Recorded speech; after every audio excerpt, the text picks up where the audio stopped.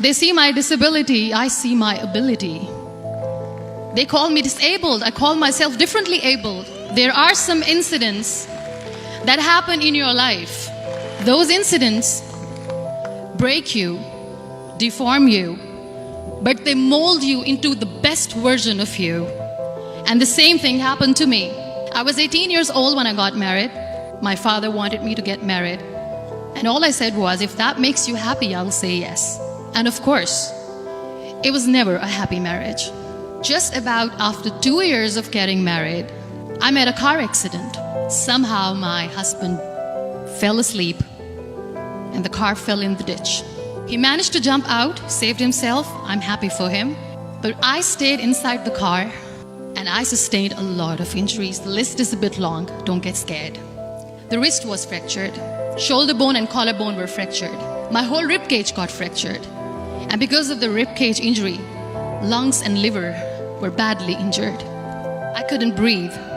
I lost urinary bowel control. That's why I have to wear the bag wherever I go.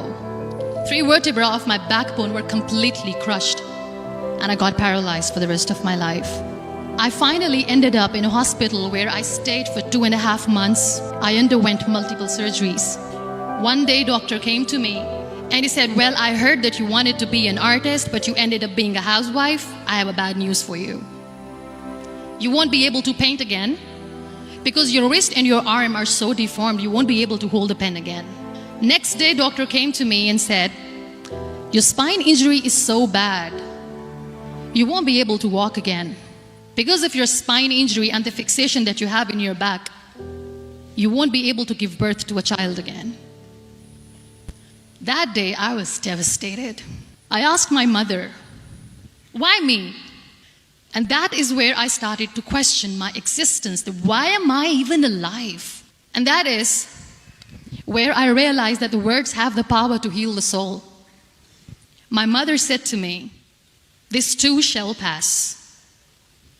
God has a greater plan for you. I don't know what it is, but He surely has. And in all that distress and grief, somehow or the other, those words were so magical that they kept me going. One day I asked my brothers, I know I have a deformed hand, but I'm tired of looking at these white walls in the hospital and wearing these white scrubs. I'm getting tired of this. I want to add more colors to my life. I want to do something. Bring me some colors, bring me some small canvas. I want to paint. So the very first painting I made was on my deathbed, where I painted for the very first time. It was not just an art piece or just my passion. It was my therapy. And then I was discharged and I went back home. And I went back home and I realized that I have developed a lot of pressure ulcers on my back and on my hip bone. I was unable to sit.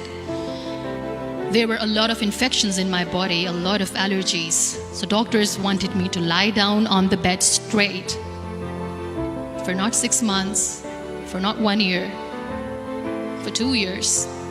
I was bedridden, confined in that one room, looking outside the window, listening to the birds chirping and thinking maybe there will be a time when we'll be going out and enjoying the nature.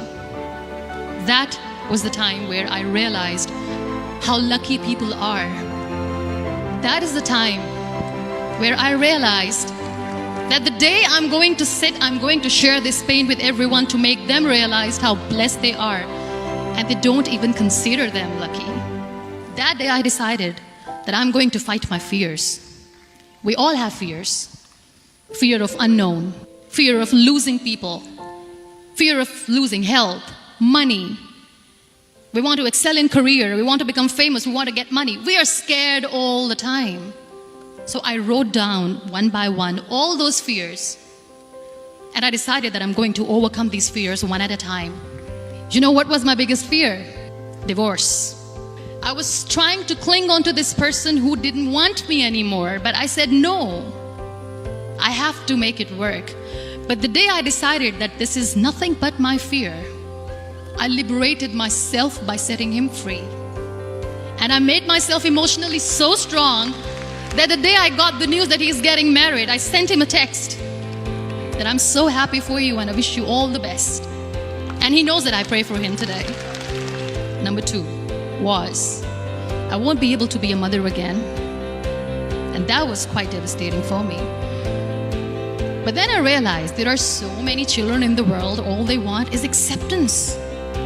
So there is no point of crying, just go and adopt one. And that's what I did. People think that they will not be accepted by the people because we, in the world of perfect people, are imperfects. So I decided that instead of starting an NGO for disability awareness, which I know will not help anyone, I started to appear more in public. I started to paint.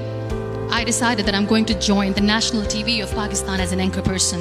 And I've been doing a lot of shows for the last 3 years. I became the National Goodwill Ambassador for UN Women Pakistan. And now I speak for the rights of women, children. We talk about inclusion, diversity, gender equality, which is a must. Every time I go in public, I always smile. It's always a big toothy smile on my face. And people ask me, don't you get tired of smiling all the time? What's the secret? I always say one thing, that I have stopped worrying about the things that I have lost, the people that I have lost. Things and people who were meant to be with me are with me. And sometimes, somebody's absence makes you a better person. Cherish their absence. It's always a blessing in disguise. Live your life fully. Accept yourself the way you are. Be kind to yourself. Be kind to yourself. I'll repeat, be kind to yourself, and only then you can be kind to others. Love yourself and spread that love. Life will be hard. There will be turmoils, there will be trials, but that will only make you stronger. So when you accept yourself the way you are, the world recognizes you. It all starts from within.